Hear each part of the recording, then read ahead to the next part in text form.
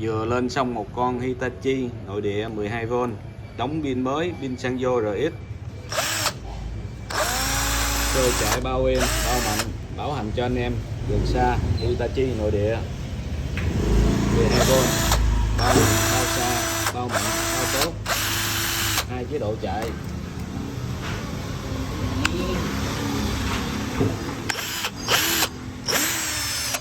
Rồi cho anh em gần xa cần alo mình.